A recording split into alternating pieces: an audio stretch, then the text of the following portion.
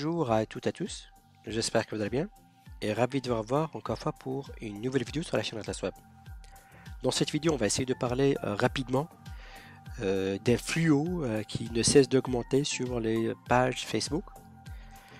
C'est le vol d'identité et l'arnaque. Aujourd'hui la vidéo c'est pour vous aviser les gens qui participent au concours, n'importe quel concours disponible sur Facebook. Sur Facebook, il y en a plusieurs pages qui circulent, qui proposent de faux concours. Le but est de vous arnaquer. Comment? Donc la personne va afficher un concours.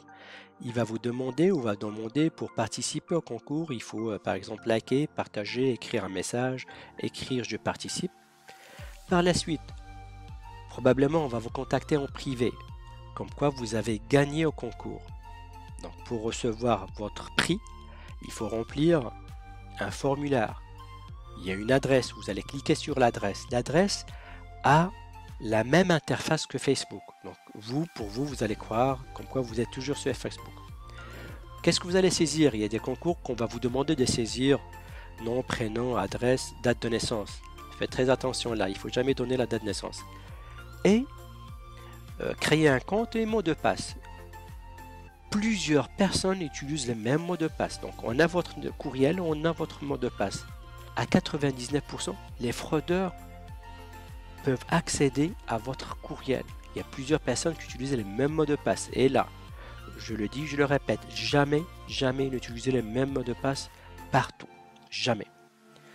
Donc les gens, vous allez remplir le formulaire et pour vous, vous allez croire comme quoi c'est un formulaire qui est légal, qui est propre. Mais non, ça c'est pas une page Facebook. Ça c'est un formulaire que les fraudeurs vont recevoir toute l'information. Donc là, ils ont une panoplie de choix. Soit ils vont y accéder à votre page, ou plutôt à votre courriel, et peut-être à votre compte bancaire. Peut-être ils vont créer une nouvelle identité. Donc on a votre nom, prénom, adresse, date de naissance, même la carte de crédit. Des fois, il y a des sites ou des sites de fraude qui demandent de saisir la carte de crédit. Mais il y a comme un astérix, comme quoi ça ne sera pas débité. Mais en bas, vous allez trouver comme quoi vous avez participé ou vous avez un abonnement à un jeu ou quelque chose pendant X temps. Donc ça, c'est parmi des choses aussi qu'il faut faire attention. Ils vont créer une nouvelle identité et là, ils ont le choix de faire ce qu'ils peuvent faire. Donc demander un crédit, vendre votre voiture, vendre votre maison. J'avais déjà vu une émission où une dame malheureusement habitait une maison. Où les personnes malheureusement ont volé son identité, ils ont vendu sa maison.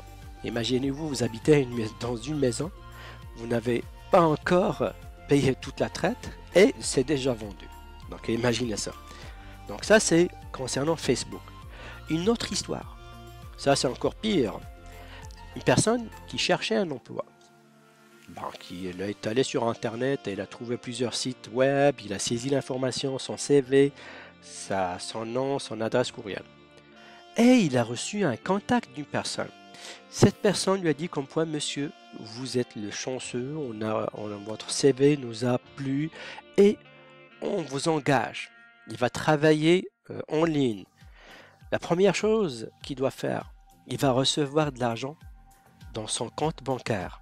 Donc on va lui demander, on lui a demandé, ça c'est une histoire vraie, on lui a demandé, on lui a envoyé l'argent, on lui a demandé de transférer cet argent ou faire l'échange de l'argent en Bitcoin.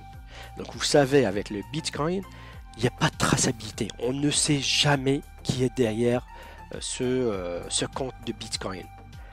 Donc la personne a fait l'échange dans une machine, il a envoyé tout l'argent en Bitcoin aux personnes. Par la suite, mais l'argent qu'il a reçu, l'argent il n'a pas reçu d'un compte propre. L'argent qu'il a reçu, il a reçu ça d'un compte qui a été fraudé et hacké. La banque a annulé la transaction et le compte du monsieur qui cherche du travail, le compte a été fermé par la banque et il doit de l'argent à la banque. Donc imaginez, le monsieur est en train de chercher du travail. Il doit de l'argent à la banque. Son compte est fermé et probablement il aura des problèmes par la suite s'il veut avoir un crédit. Donc on ne va plus lui faire confiance.